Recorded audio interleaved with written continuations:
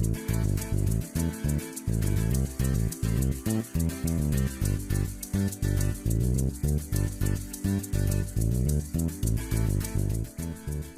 back to the second episode of Griff's Ramble through KSP.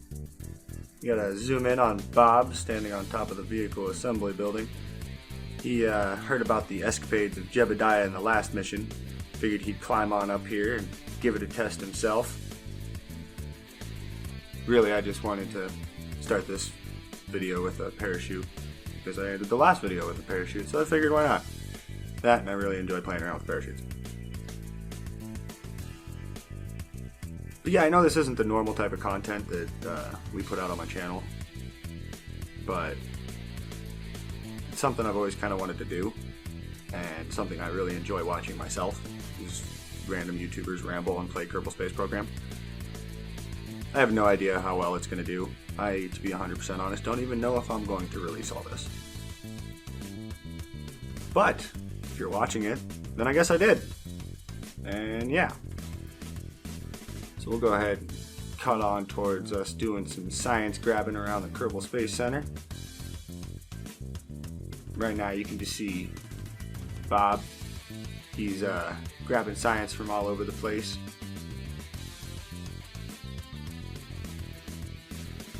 Decided to go ahead and throw the little screens on the bottom there so you can see him grabbing them off the launch pads as well.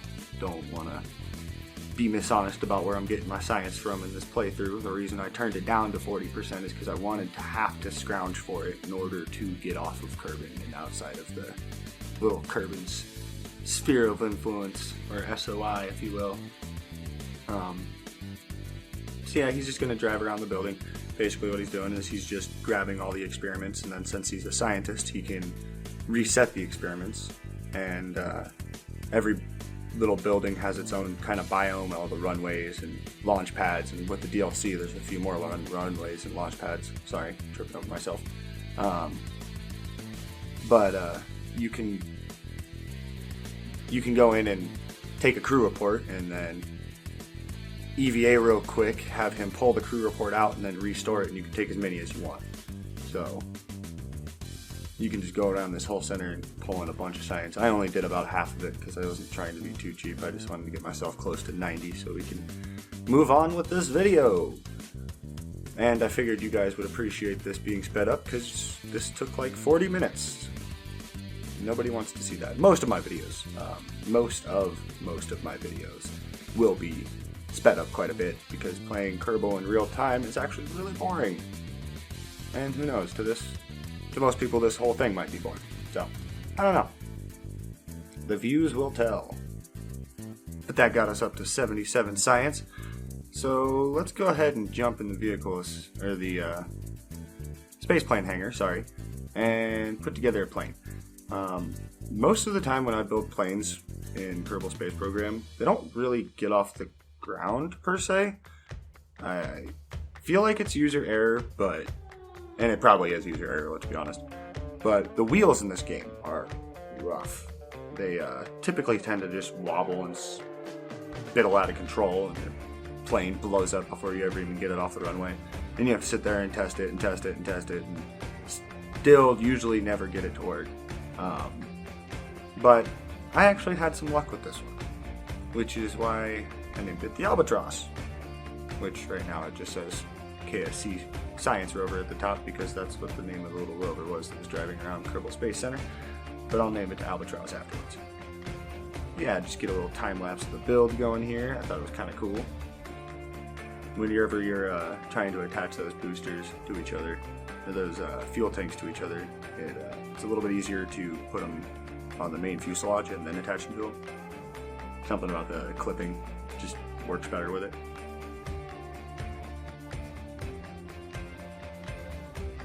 Never really done too much engine tucking before successfully, but I wanted to kind of give this thing a little bit more boost. And there is a tail fin for this plane, or a tail end for this plane, but it sticks out so much that it usually just ends up smashing into the runway if I do end up getting it off. So I kind of just went with that little nose cone nipple thingy.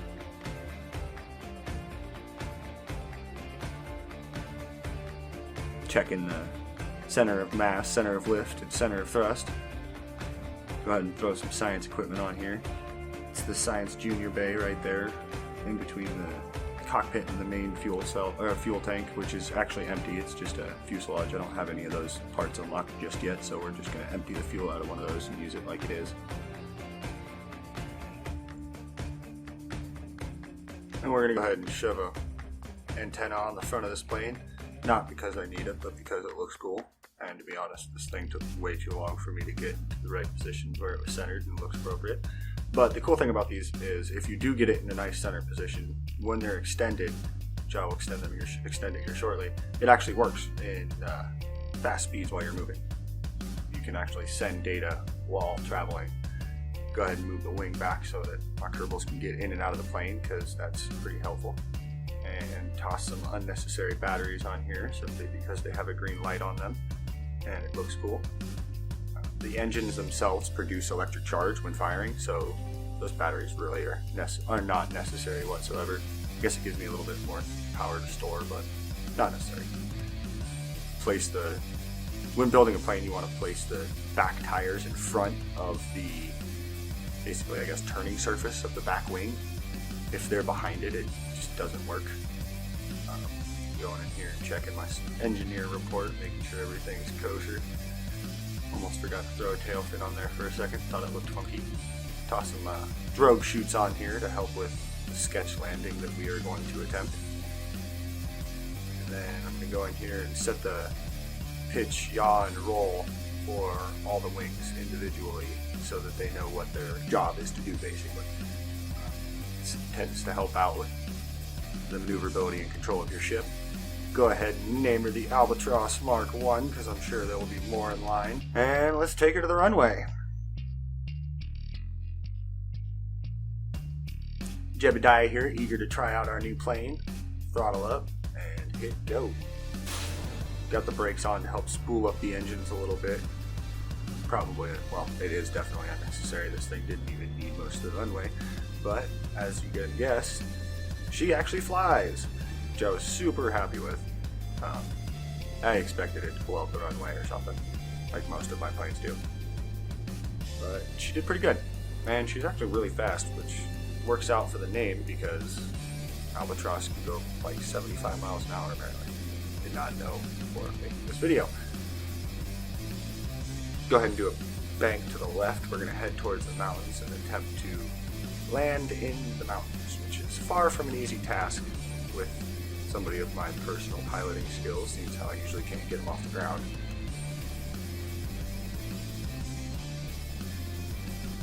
I never quite get this thing up to supersonic. Sound barrier is like 340 meters per second, I think. Something like that. I probably could have. I got some more altitude and kind of dive bombed a bit, but I wasn't trying to. And by the time I would have banked up, I would have lost all that speed anyway, so no real point in it. A little cinematic shot of the plane. All the air moving off all the surfaces. Kind of cool looking. Head on towards the mountains.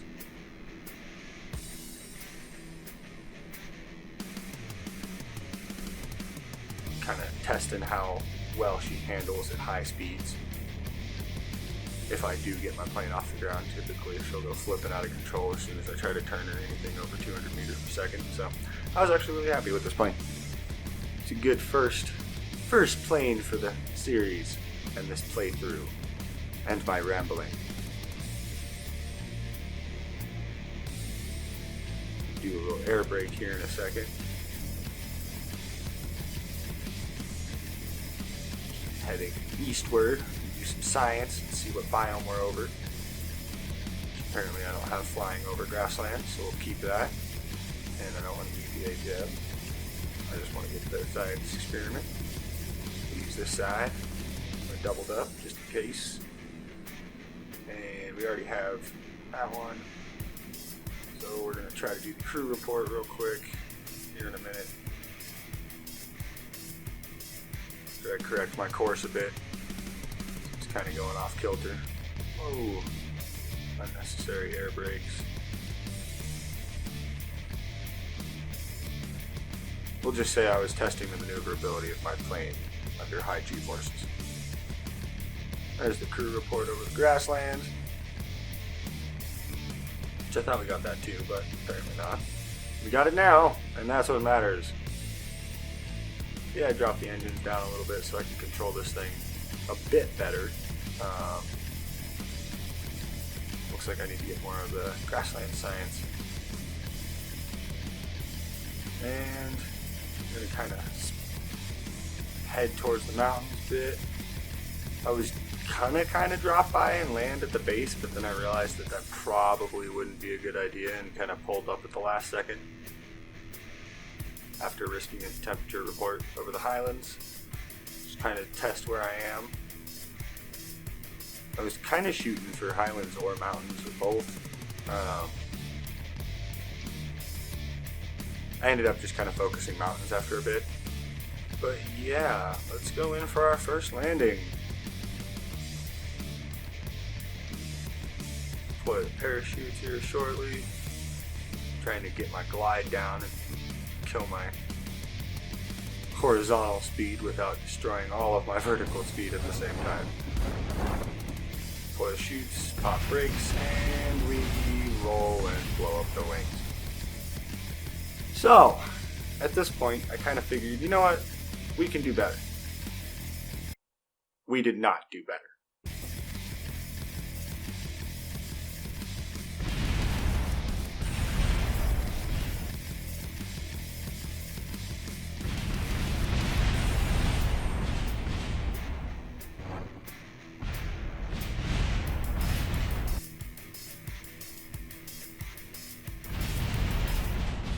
So, I figured we would try a different landing spot.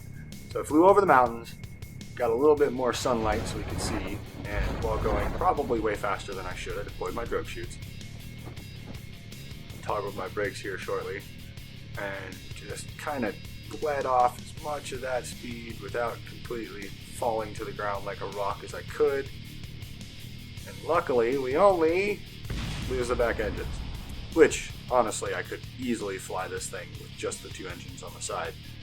But then I had the problem of trying to get this thing to stop, which it did not want to do. So I went ahead and did all the science I could real quick before focusing on trying to completely stop this thing.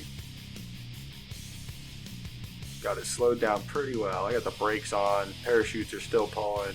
I probably could have increased the strength of the brakes, but I'm not 100% sure right at this moment. Almost get it to stop and realize, no, that ain't gonna work. Parachute's almost gonna cut. So I said, screw it, and I turned it to the right. Parachutes cut on me just like I thought they would, and I just throttled up. And while throttling up, my plane held steady enough for Jebediah to hop out, get some experiments, and jump back. And that leaves us 88.9 science, but we're going to go ahead and wrap this episode up here. Appreciate you all tuning in and have a good one.